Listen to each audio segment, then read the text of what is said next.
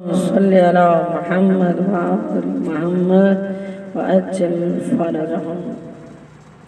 جنگ احد میں عبداللہ ابن عمر بھی حزم شہید ہوا تھا، جس کی قبر میدان احد میں ہی بنا دی گئی۔ سن 46 ہجری میں بارش کی زیادتی کی وجہ سے قبروں کے ضائع ہونے کا فکر لاحق ہوا تو حکومت وقت نے حکم دیا کہ شہدائے احد کی لاشیں نکال کر کسی اونچی جگہ دفن کر دی جائیں۔ جب حضرت عبداللہ کی قبر کھودی تو کیا دیکھا کہ شہید زندوں کی طرح اپنے سینے پر ہاتھ رکھ کر سو رہا ہے۔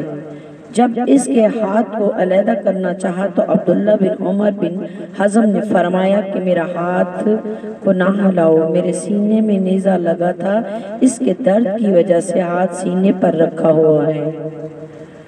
اللہم صلی علی محمد وآل محمد۔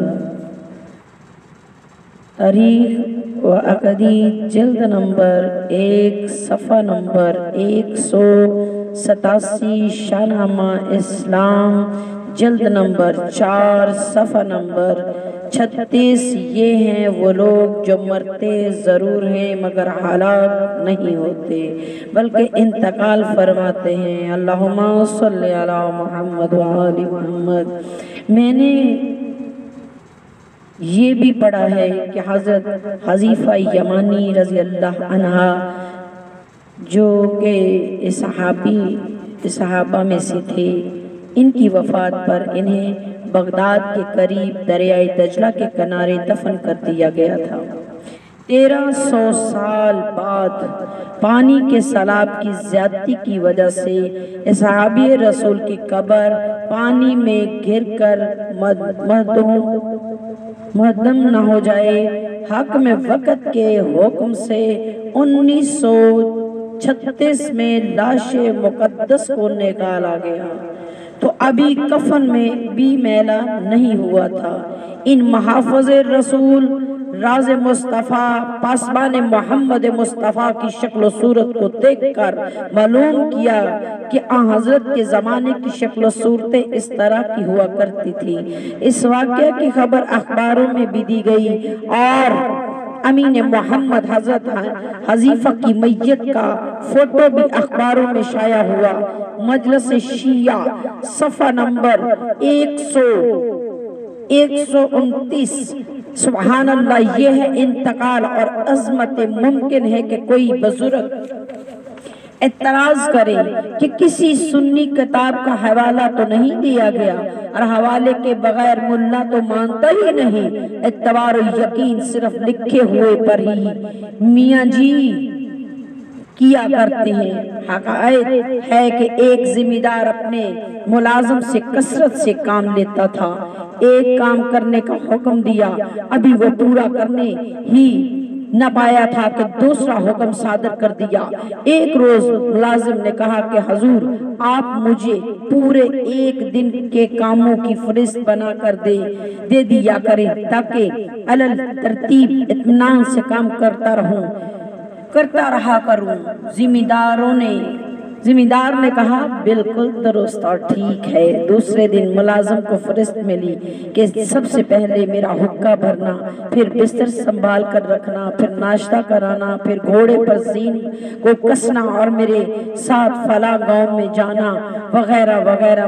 ملازم نے حکم کی تعمیل کر دی اور ناشتہ کرنے کے بعد گھوڑا تیار کر کے ذمہ دار کے حوالے کیا۔ ذمہ دار گھوڑے پر سوار ہوا اور ملازم کو ساتھ لے کر گاؤں کی طرف چلا۔ اتفاق سے رستے میں گھوڑا ڈگمگا گیا اور ذمہ دار کا ایک پیر رکاب سے نکل گیا اور دوسرا قدم رکاب میں پھنس گیا۔ گھوڑا ڈر کر دوڑا۔ ذمہ دار کچھ زمین پر اور کچھ گھوڑے پر، اور لگام ملازم کو دہائی دینے کو کہ گھوڑا روکو، گھوڑا پکڑو۔ ملازم فرصت نکال کر دیکھنے لگا کہ کیا لکھا ہوا ہے کہ جب گھوڑا دوڑے تو پکڑنا، جب فرصت میں نہ ملا تو کہا دفع ہو جا، مرتا ہے تو مر جا، فرصت میں کہیں نہیں ہے کہ گھوڑا بھاگے، فرست میں کہیں نہیں ہے کہ گھوڑا بھاگے تو پکڑنا، ہم نے بھائی لکھے ہوئے پر ہی عمل کریں گے۔ بس یہی وتیرہ آج کے ملا کا ہے کہ کسی کتاب کا حوالہ دو، لو آج کے ملا کو آج کل کے ایک فاضل مجتہد کی کتاب کا حوالہ دے دیتی ہوں، سنو اور غور سے سنو اور انصاف کرو۔ کتاب احسن الوفا صفحہ نمبر 35 پر جناب شیخ صادق رحمۃ اللہ علیہ کے بارے میں تحریر کیا گیا ہے کہ جناب ابو جعفر محمد بن علی بن حسین بن موسیٰ بن بابو یہ لقمہ علیہ السلام کا انتقال 381 میں ہوا، 381 میں ہوا۔ تہران کے قریب شہزادہ عبدالعظیم حسنی کے وفات شہروں میں سے ایک شہر مدفون ہوئے۔ 1638 جبکہ ایران میں فتح علی شاہ 4 کی بادشاہیت تھی، بارش کی وجہ سے جناب شیخ مذاکرہ کی قبر کی مرکز میں شگاف پڑ گیا۔ اس کی اصلاح کی غرض سے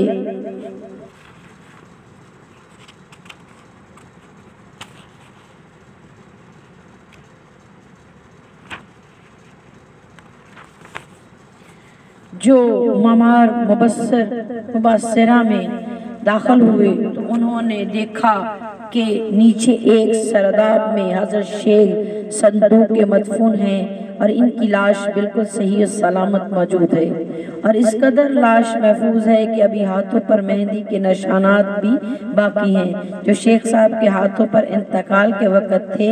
مسلمانوں، اگر ایک عالم دین کی لاش 1200 سال تک صحیح و سالم رہ سکتے تو صحابہ رسول کی لاش کوئی یقیناً درست و سلامت باکرامت ہی رہی ہوگی۔ اللہم صلی علی محمد وآل محمد وعجل فرج